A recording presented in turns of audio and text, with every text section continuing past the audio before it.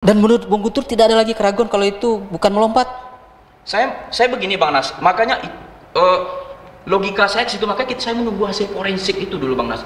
Yang pertama, otopsi pertama itu saya tunggu itu, makanya saya di TikTok itu saya menerang ini hasil otopsi ini sangat menentukan, karena saksi ini polisi kan bisa jadi ragu nih, mana saya percaya. Tunggulah dulu hasil otopsi. Misalkan ketemu mayat ini apakah gantung diri atau jangan-jangan dibunuh dulu, ya kan itu berbeda. Perkosaan saja Bang Nas, misal dari alat kelamin perempuan itu Bang Nas, mohon maaf ya, dia diperkosa ketika masih hidup, dia diperkosa setelah jadi jenazah, beda Bang Nas, ada bekas lukanya berbeda, ada kode angka 6, angka 9, angka 8 Bang Nas.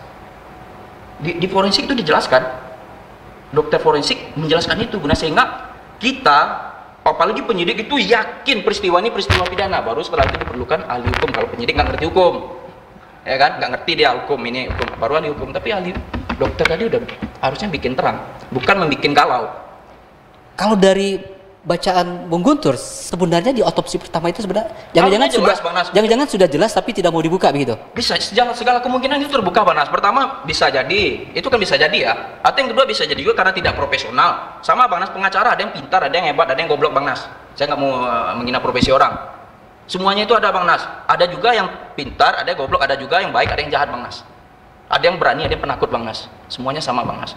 Bahkan sekarang Ustadz pun pelaku pencabulan ya kan Bang Nas. Jadi intinya ini hati nurani Bang Nas, hati nurani kita nih Bang Nas. Yang paling penting dalam penentuan yang sekarang ini adalah hasil daripada otopsi. Itu yang pertama, bukan yang kedua ini. Seharusnya sudah terjawab di situ. Sudah ya? terjawab di situ. Kenapa? Karena yang kita perdebatkan itu adalah kematiannya. Penyebab kematiannya. Masa ya visum dah sampai detailnya sampai di situ gitu. Kalau saya nggak tahu. Nah, oleh karena itu kan kemarin kita minta kepada teman-teman dari LBH, ajak. Ini ayo kita minta kalau nggak bisa dibuka, ya kita ajak di dalam gelar perkara khusus agar bisa dibuka itu. Nah kan sayangnya polisi, ya mohon maaf, ini kan sebenarnya demi kebaikan bersama. Demi kebaikan, demi keadilan, nyawa orang. Yang paling tinggi itu kejahatan terhadap nyawa. Nggak kita bisa bayangkan. Makanya putusan terhadap nyawa itu, pidana itu, hukum pidana Bang Rian, itu nggak boleh lama-lama banding dan kasasinya. Karena menyangkut dengan hak orang. Ini hak nyawa lagi, yang paling tinggi lagi. Dibiarkan berlarut-larut. Maka saya juga sangat kecewa, sangat kasihan. Masa ya yang pertama sudah bermasalah, ini ditunda berlama-lama. Nah, wajarlah kemudian kalau berlama-lama masih syukur bisa di 19 sampel kita temukan. Kalau nggak ketemu nanti, bisa kita bayangkan. Kalau misalnya 19 sampel ini tidak cukup untuk membuktikan apa yang dimintakan oleh, karena semuanya kabur. Karena bukti-bukti kekerasannya sudah busuk, sudah hilang bisa gitu ya? jadi. Nggak terbaca lagi. Tidak terbaca lagi. Karena sudah terlalu lama. Apa yang akan terjadi? Kan perdebatan kita itu saja. Nggak selesai-selesai juga. Malunya semua. Mudah-mudahan kita berharap bahwa dari ekshumasi yang kedua ditemukan dari 19 titik tadi, 19 sampel bisa ditemukan tanda-tanda daripada apalah sampai bisa nanti disimpulkan bahwa kematiannya seperti ini. Penyebab kematian. Kan itu saja sekarang. Nah, dan kenapa sampai bisa hampir 2 bulan baru dilakukan otopsi ulang? Apakah karena memang betul-betul polisi yakin dengan otopsi yang pertama, Dayo? Kan begini Pak, akhirnya kita setuju saja dia, no viral, no justice. Kan akhirnya kita setuju begitu ya. Sebenarnya kan tidak begitu. Nggak ada orang pun sebenarnya keadilan itu pasti ada. Ya, sepi pun orang keadilan itu pasti ada di mana-mana, karena itu adalah hak asasi yang paling tinggi, ya Pak. Mendapatkan keadilan, hak nyawa, apalagi korbannya anak, ini luar biasa gitu. Oleh karena itu saya pikir ya sudahlah, saya setuju tadi kalau memang hasil yang pertama ini berbeda dengan yang kedua, itu dokter yang harus kita apa juga, kalau kita hajar mungkin kasar sekali bahasanya, kita harus kasih pertanggungjawaban. Pertanggungjawabannya hanya tindakan disiplin? Oh enggak dong, Enggak dong, ada juga pertanggungjawaban ini nanti jelaskan sama Bu Siska. Enggak bisa begitu saja. Panjang pertanggungjawabannya. Iya. Dan ini kalau mau ini termasuk juga nanti kalau betul dia mengatakan terpeleset itu dalam pernyataan, masa seorang dokter forensik menyimpulkan orang terpeleset? Jadi ahli nujum dia mungkin. Itu nggak boleh. Itu kalau betul bahwa itu pernyataannya itu dari situ saja dia sudah salah itu. Apakah dia sadar bahwa pernyataannya itu tidak boleh dia keluarkan atau memang pesanan? Kan itu aja jadinya. Nggak boleh kode etiknya dia menyampaikan yang begitu. Sudahlah, saya sudah bikin, baca saja lah. Kita sudah dengar videonya, itu pernyataan itu disampaikan oleh dokter forensik ini setelah Kompolnas melakukan olah TKP, lalu ada pertemuan di Polda, di situ disampaikan. Tidak boleh. Nggak bisa karena ada kode etiknya, Bang. Kode etik. Itu udah kena dia tuh, laporin aja kena dia sekarang. Baik, ya ini sejak awal Dayul kan sangat tegas untuk mempersoalkan otopsi pertama ini. Iya. Dan ya jauh-jauh hari juga sudah minta pertanggungjawaban dokter yang pertama ini. Iya. Ya, lalu memang harus ada yang melaporkan maksudnya. Ini kan masih ya kan, praduga juga. Kemarin kita nggak tahu nih seperti apa. Yang pertama itu nggak tahu. Nanti juga kita nggak bisa bandingkan dengan yang kedua. Saya nggak tahu, tadi saya tanya apakah visum yang pertama itu termasuk di dalam dokumen nanti sehingga kita bisa baca atau enggak. Atau yang dipakai hanya yang kedua oleh karena yang pertama itu diulangkan saja, dibuang saja. Dibuang saja, kan ini kacau jadi. Tapi paling tidak kalau benar kalau benar berkata bahwa terpeleset, itu sudah cukup pintu masuk buat mengatakan bahwa dia itu sudah melakukan pelanggaran kode etik. Kalau betul dia mengatakan bahwa ini terpeleset, udah selesai itu kode etik. Baik, konfirmasi lagi ke Dr. Siska, apakah harus ada menunggu laporan dulu dari pihak luar atau orang yang merasa dirugikan, atau otomatis lembaga atau organisasi profesi itu bisa langsung berinisiatif untuk memanggil? Harus menunggu laporan dulu. Harus ada laporan dulu ya? Harus ada laporan dulu. Siapa yang harus melapor nih seharusnya? Yang punya legal standingnya? Yang punya legal standingnya. Mungkin saksi kali Bang Rian yang kuasa tadi, hukum seperti LBH juga bisa, ya, bisa. Tadi Bang Guntur juga bilang tadi ada buktinya ya Bang Guntur ya, yang menyatakan kepleset. Ada beritanya, ada beritanya ada. Itu dinaikkan Bang Rian. Itu dinaikkan karena itu kan kalau di dalam Undang-Undang Informasi Transaksi Elektronik kalau misalnya ada rekaman itu kan bisa dianggap alat bukti Bang Rian. Yang punya legal standing korban ya, dan ya, korban. Korban di luar itu tidak bisa melaporkan ke organisasi profesinya. Enggak begini Pak. Ketika dia menyebutkan, kita maksudnya ketika dia menyebutkan bahwa korban terpeleset itu melanggar kode etik. Melanggar kode etik. Kalau salah masih ada diduga terpleset gitu. Enggak boleh itu dia. Enggak boleh juga. Karena dia itu dia bukan saksi. Dia bukan saksi Bang Rian. Oleh karena itu dia sudah bisa banyak loh kenanya. Karena dia menggunakan juga media. Iya, dan itu menimbulkan masalah, bisa juga dipidana dengan uang ITE. Jangan salah Pak. Informasi transaksi jangan elektronik, Pak. Bang. Ini gawat ini. Jadi jangan anggap macam-macam.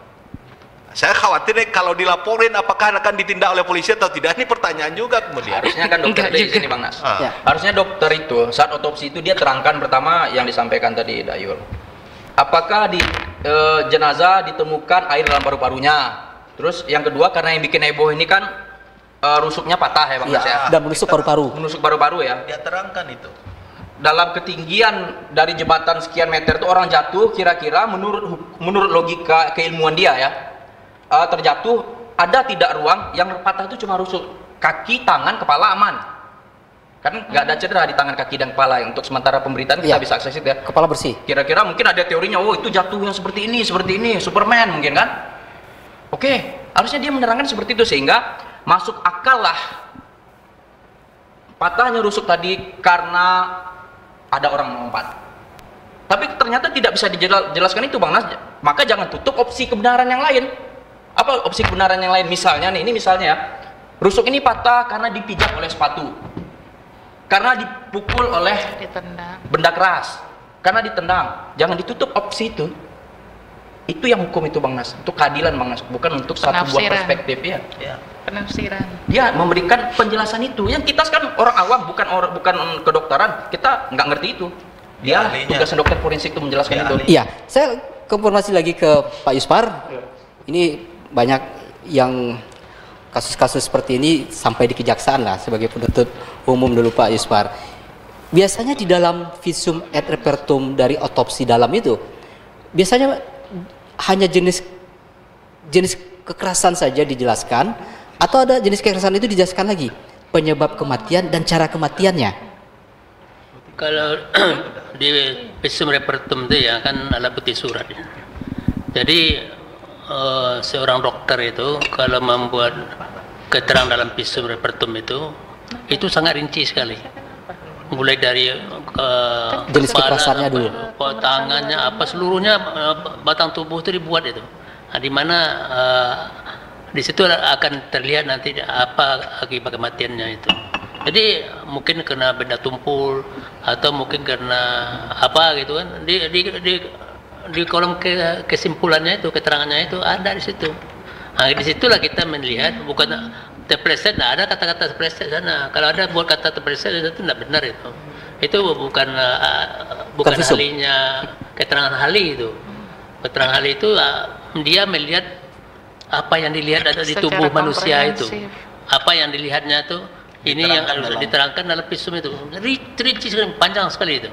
Bukan sekedar paru-parunya saja, begitu, bukan diteliti itu. Jadi saya yakin ini karena ini visum ini tidak transparan. Kalau transparan kan kita udah tahu itu ya. Kalau benar-benar dokternya transparan juga, karena udah disampaikan. Saya lihat di TV kemarin untuk penyerahan visum itu ke Komisi 3, berarti udah tahu itu apa hasil visumnya itu. Makanya disuruh ulang autopsi. Kata Indira tadi bukan penyerahan visum, tapi itu surat permintaan dokter forensik untuk ekshumasi yang diperlihatkan di Komisi 3 itu, bukan visum. Oh, bukan hasil visumnya. Bukan, surat permintaan bukan untuk diekshumasi. Iya. Juga nggak boleh diberikan kepada pihak ketiga. Tidak boleh juga sebenarnya. Memang sebenarnya rahasia, tapi kalau udah seperti ini kan harus diungkap itu, kematiannya itu. Jadi saya setuju itu ya.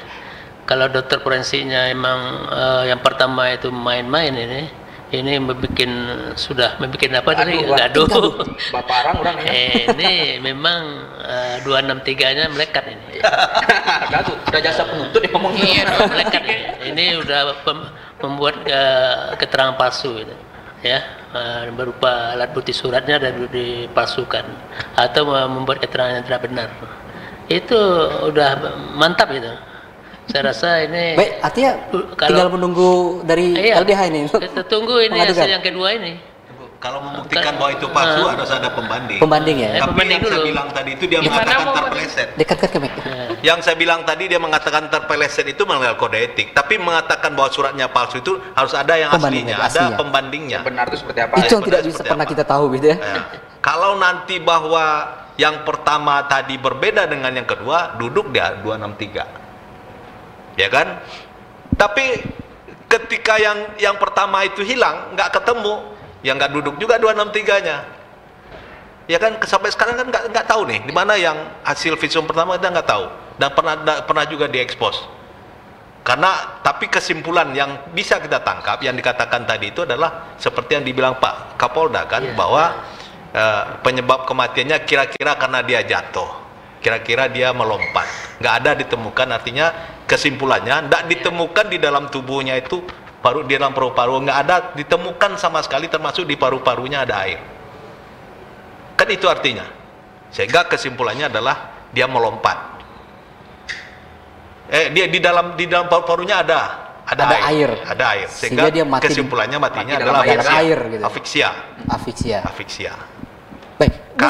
Kalau akibat benda tumpul di dalam anunya, orang kalau dalam bayangan kita kalau orang jatuh mati paling yang vital yang kena kepala pasti. Nah, ini kalau kepalanya betul nggak ada bekas kekerasan di kepala, ya, saya nggak yakin orang masuk itu langsung mati gitu. Pasti karena benda tumpul dan di kepala ini vital. Kalau di sini pasti menusuk ke jantung atau ke paru segala macam. Dari analisis Dayul tidak mungkin jatuhnya miring sebelah kiri sehingga rusuk kiri patah 6. Itu berandai-andai kita. Berandai kali itu. Kalau pengalaman saya menangani kasus pidana, kemudian kita juga turun ke lapangan, investigasi segala macam. Mohon maaf kalau dia terjatuh, kayak kalau dia melompat. Nah, ini kalau dia melompat pasti dalam keadaan sadar. Dalam keadaan sadar orang pasti Kaki duluan? ya, Kaki di bawah? pasti melakukan penyelamatan terhadap dirinya. Kalau melompat. Kalau terpleset Kalau terpleset pasti tetap yang namanya orang hidup. masih sadar juga? Masih sadar, pasti melakukan penyelamatan juga. Pasti teriak juga. Ya, pasti akan macam-macam lah. Kalau terpleset artinya dia kaget dan teriak ya? Kalau dia melompat belum. Kakinya akan terlihat di mana yang terpleset, pasti ada gesekan di situ, lebam segala macam di kaki. Kalau di mana dia tersangkut di mana? Kemudian kalau tangannya dulu sebelah mana? Apakah tangannya begini baru kena ini? Tapi kalau dia tidak begini, ini nggak bisa kena.